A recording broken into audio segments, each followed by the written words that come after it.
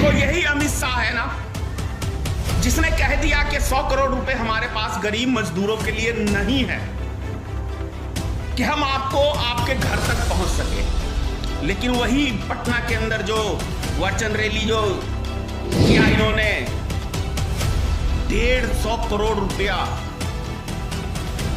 100 करोड़ की बात थी, यहाँ 150 करोड़ रुपया सिर्फ एलईडी टीवी के ऊपर खर्च कर देता है एक चुनाव, मतलब एक सिर्फ आधे घंटे के भाषण के लिए। आपको इतनी सी बात समझ में नहीं आई कि आम जनता के लिए जो आदमी कह रहा है कि हम 100 हफ्ता के लिए ट्रेन नहीं चला सकते हैं, जो कि उसमें कुछ नहीं जा रहा, सिर्फ डीजल पेट्रोल और कर्मचारियों की तो तनख्वाह आखिर दे ही रही है, सरकार दे रही है ना।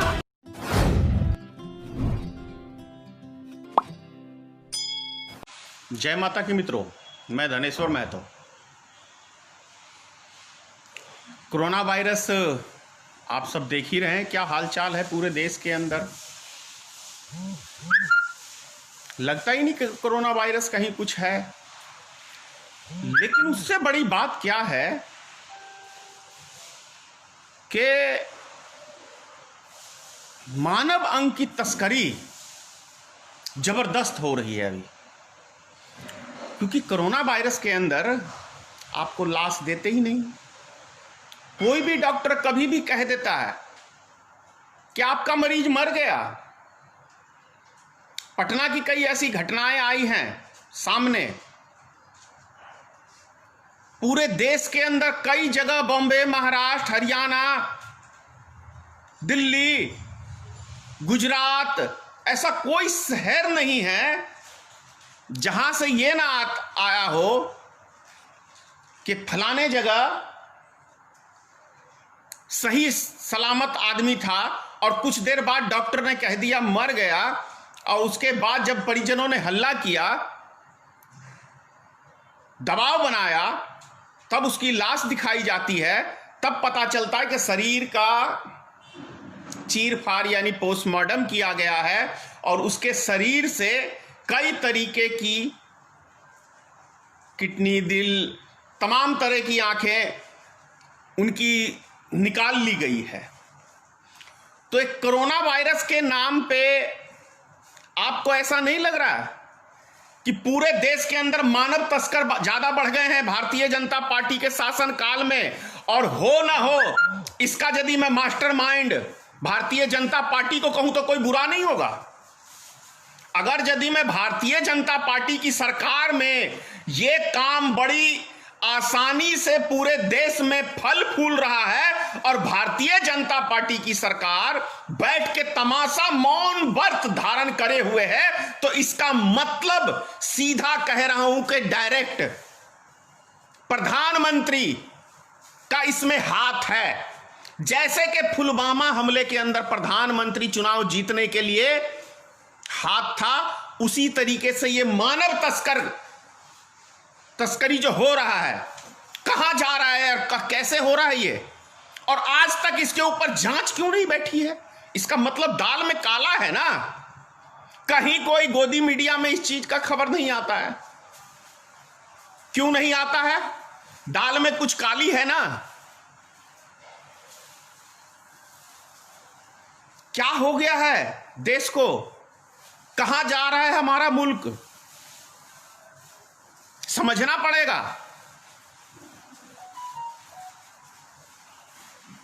कोरोना वायरस है ही नहीं, मैं आपको दावे से कह रहा हूं, है ही नहीं। कोरोना वायरस की आड़ में देश की एक एक हमारी संपत्ति को बेचना था। ये बहुत बड़ा षड्यंत्र था। कभी आपने सुना है, आज 6 महीने से लगभग हो गए, 6 महीने के दरमियान, 7 महीना होने जा रहा है, 7 महीने के दरमियान में कभी आपने सुना कि कोरोना वायरस से किसी मरीज की रोड पे मृत्यु हो गई हो? एक भी मरीज का पूरे भारत में कोई उदाहरण दे सकता है? नहीं दे सकता है। हॉस्पिटल के अंदर जाने के बाद मृत्यु होती है और लाश दिया ही नहीं जाता। क्यों नहीं दिया जाता? ऐसा ही दरभंगा में एक जिला परिषद का, उसको था ही नहीं कोरोना वायरस और उसको कह दिया कोरोना वायरस है। सरकारी अस्पताल की बता रहा हूं आपसे, काफी हंगामा हुआ, हम लोग भी गए वहां, क्योंकि रंग क्या है, भारत के अंदर एक रंग देना है। हॉस्पिटल के अंदर भी एक बड़ा षड्यंत्र रचा जा रहा है कि कैसे आपको हिंदू मुसलमान करना है। ये डायरेक्शन है, भारत सरकार का डायरेक्शन है, भारत सरकार का डायरेक्शन है ये। यदि भारत सरकार का डायरेक्शन नहीं है तो भारत सरकार को क्विक एकदम एक्शन लेना चाहिए था ऐसे प्रशासन के ऊपर, ऐसे हॉस्पिटलों के ऊपर। यदि सरकार खामोश है, सरकार आंख बंद करके तमाशा देख रही है, तो यह समझ लेना कि सरकार की इसमें मिली भगत है, इसीलिए वो तमाशा देख रही है। वरना यदि किसी की सरकार हो, सरकार चाहे कांग्रेस की हो, किसी की हो, मैं इससे बहस नहीं करता, लेकिन यदि सरकार कोई तमाशा देख रही है और सरकार के नीचे से सारे काम हो रहे हैं, तो इसका मतलब है सरकार उस काम में लिप्त है, उस काम में संगीन है। अगर प्रशासन के सामने कोई काम गलत हो रहा है तो इसका मतलब है प्रशासन वहां देख रही है, प्रशासन की उसमें मिली भगत है। यदि हॉस्पिटल में कोई गलत काम हो रहा है और हॉस्पिटल के कर्मचारी या सारे स्टाफ तमाशा देख रहे हैं, तो मतलब है मिली भगत है। ये समझना पड़ेगा हमें।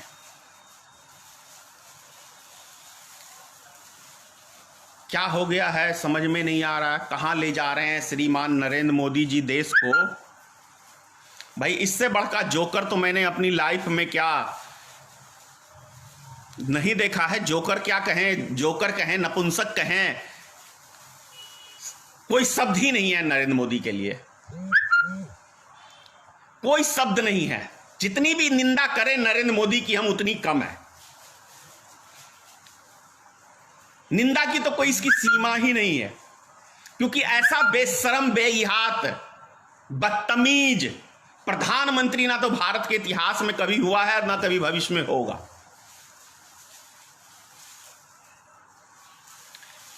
एक अजीब किस्म का नचनिया, नाचने वाला फिल्म का एक्टर, जैसे फिल्म का एक्टर नाचते नाचते देश की वो पब्लिक को मनोरंजन करते करते खुश कर देता है ना, पब्लिक दबा दबा के तालियां मारती है, तो वही है भारत का प्रधानमंत्री, एक नचनिया है।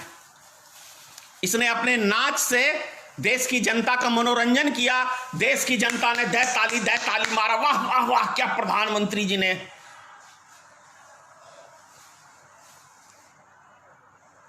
क्या कुछ गलत है?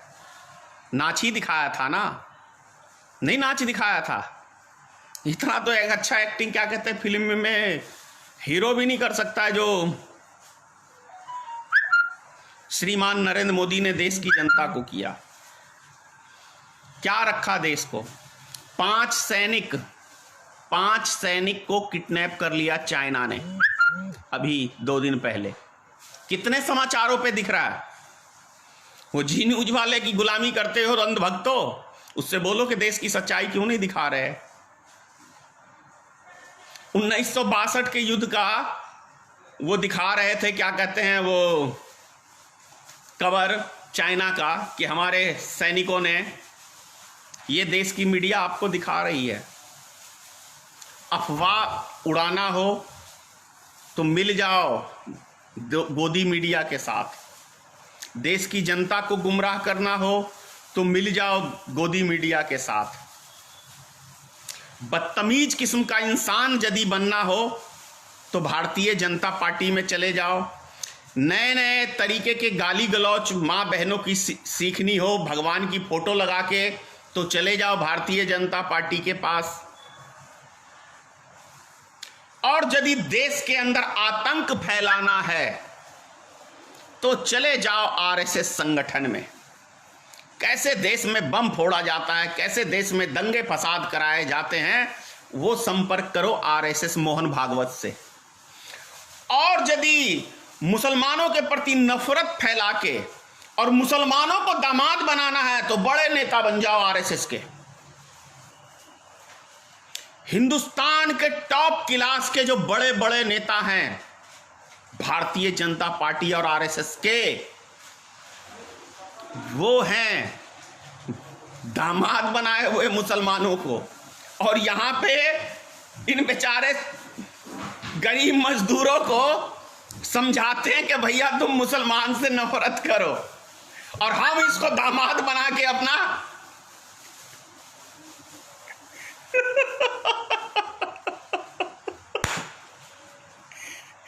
कमाल है भाई, कमाल है। अरे भाई कब कब दिमाग आएगा आप लोग के पास यार? इतनी सी राजनीतिक तो समझो कि जो आपको मुसलमानों के प्रति नफरत फैला रहे हैं, आपको उस्का रहे हैं, वो मुसलमानों को दामाद बना के घर में बिठाए हुए हैं।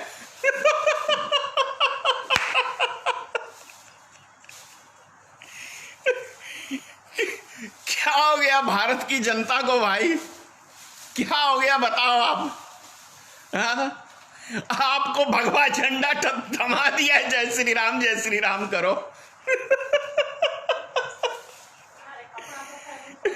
ठीक है, जय श्री राम हमारी आस्था का चीज है, लेकिन किसी के प्रति नफरत पैदा करना, उनसे पूछो ना यार तुम अपना दामाद क्यों बनाते हो? हमको तो बोलते हो कि तुम लड़ो जाके, उनसे नफरत करो, और तुम उसको अपना दामाद बना के सर पे बिठा के भाजपा के राष्ट्रीय प्रवक्ता सब बनाए हुए हो। क्या इस बात का कोई जवाब है आप लोग के पास?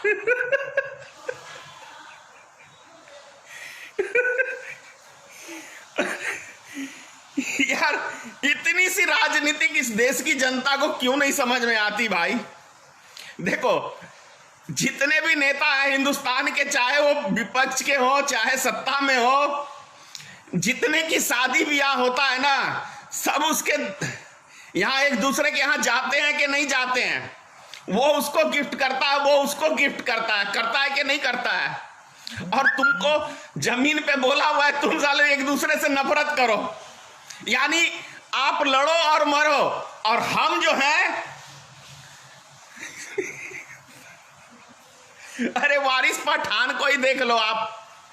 वारिस पठान जो है आपको क्या बोला था कि वो भाई 100 करोड़ पे हम भारी हैं। उसके 3 दिन बाद ही जो महाराष्ट्र का जो पूर्व मुख्यमंत्री था फडणवीस साहब, उसके साथ वो शादी ब्याह में घूम रहा था कि नहीं घूम रहा था? तो क्या हो गया आप लोग को? समझना क्यों नहीं चाहते हो भाई देश की राजनीति? ये नेता बेवकूफ बनाते हैं आपको, ये नेता मूर्ख बनाते हैं। आप लड़ो जमीन पे, और ये तो एयर कंडीशन में पूरा देश बेच ही रहे हैं। आपको देशभक्ति का पाठ पढ़ा रहे हैं और पूरे देश की संपत्ति को एक एक को बेच रहे हैं। क्या गजब के मोदी जी हैं, है ना? दूसरे को बोलते हैं कि भाई वो हम मुसलमानों की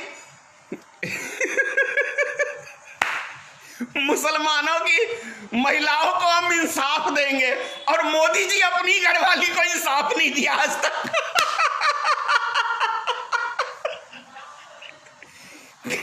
क्या हो गया देश की जनता को भाई? मोदी जी अपनी घरवाली को इंसाफ दिया, जो मुसलमानों की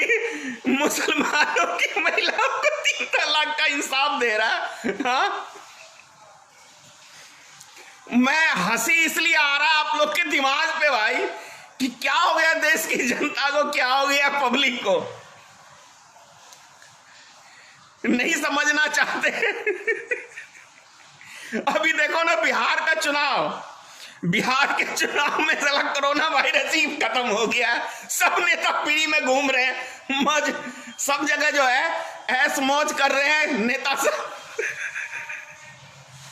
दबा के रैलियां। समझो राजनीतिक को, मैं आपका दुश्मन नहीं हूं, मैं आपकी हंसी नहीं उड़ा रहा हूं, मैं आपकी दिमाग के ऊपर हंस रहा हूं कि कैसे नेता बेवकूफ बनाते हैं और आप बनते हो। देखो यही अमित शाह है ना जिसने कह दिया कि 100 करोड़ रुपए हमारे पास गरीब मजदूरों के लिए नहीं है कि हम आपको आपके घर तक पहुंच सके। लेकिन वही पटना के अंदर जो वर्चन रैली जो किया इन्होंने, 150 करोड़ रुपया 100 करोड़ की बात थी, यहां 150 करोड़ रुपया सिर्फ एलईडी टीवी के ऊपर खर्च कर देता है एक चुनाव, मतलब एक सिर्फ आधे घंटे के भाषण के लिए।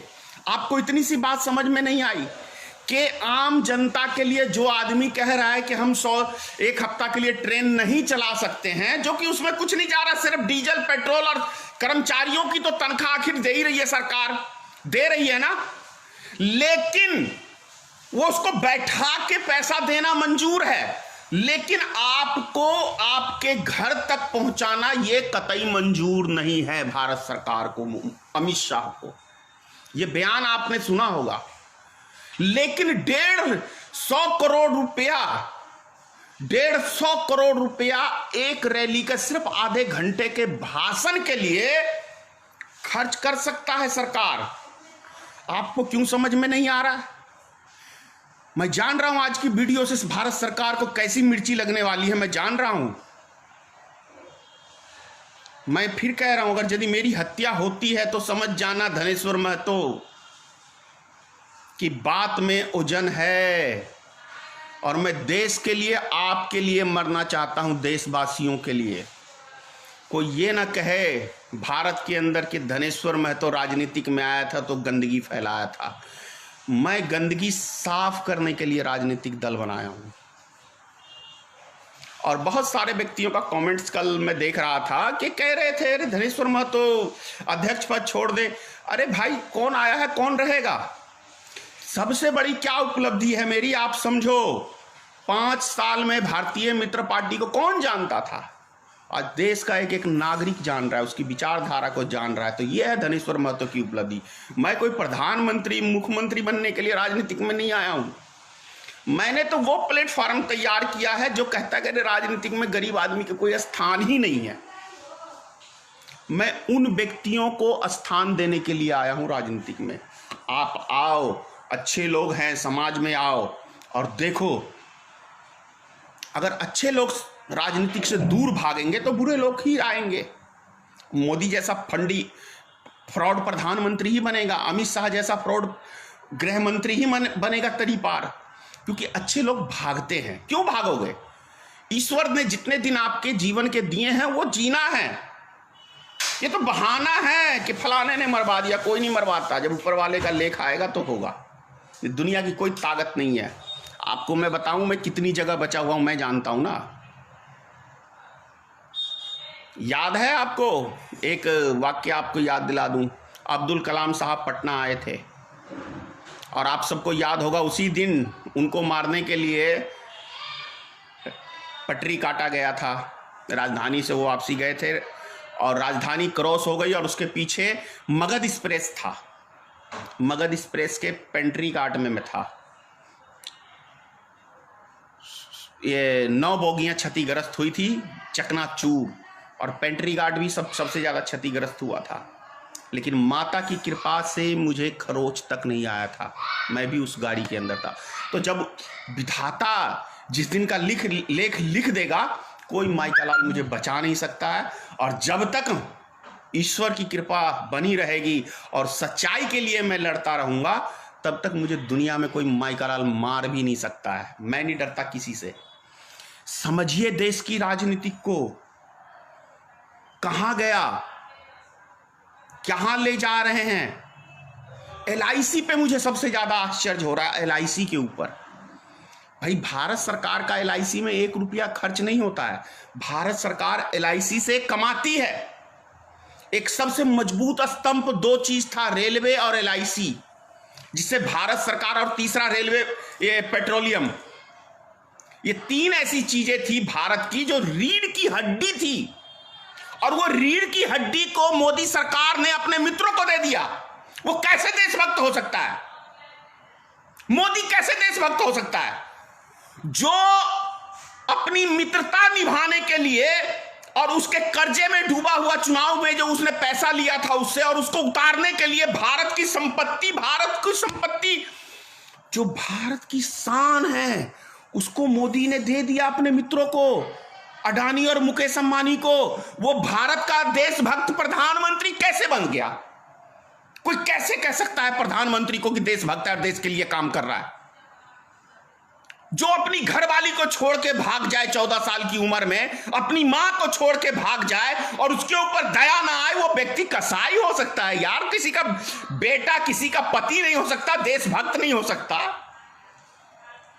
नरेंद्र मोदी देशभक्त नहीं हो सकता, मैं नहीं मान सकता। चाहे मुझे फांसी पे लटका दे तो भी मैं नरेंद्र मोदी को देशभक्त नहीं मान सकता हूं। वो अलग बात है कि दंगे फसाद कराने वाला, उसको कोई अपना मसीहा मान ले तो मैं कह नहीं सकता।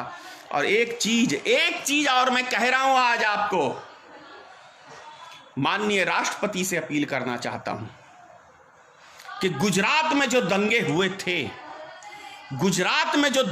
थे, 2002 में,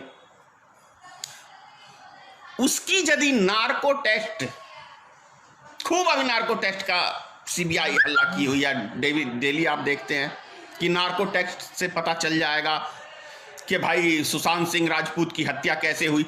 तो मैं सिर्फ छोटा सा एक क्वेश्चन पूछ रहा हूं भारत सरकार से और माननीय महामहिम राष्ट्रपति जी से अपील कर रहा हूं हाथ जोड़ के कि आप एक सिग्नेचर करें कि नरेंद्र मोदी की नार्को टेस्ट हो, अमित शाह की नार्को टेस्ट हो कि गुजरात दंगे में क्या इनका रोल था। बहुत बड़ी बात कह रहा हूं, गुजरात दंगे के अंदर श्रीमान नरेंद्र मोदी का हाथ था, अमित शाह का हाथ था। नार्को टेस्ट इसकी होनी चाहिए। महामहिम राष्ट्रपति से हाथ जोड़ के अपील कर रहा हूं, एक देश हित के लिए एक काम आप कर दीजिए। देश की जनता, देश आपका बहुत बड़ा एहसानमंद होगा। राष्ट्रपति जी, जय हिंद, जय भारतीय मित्र पार्टी, सीताराम, जय माता की।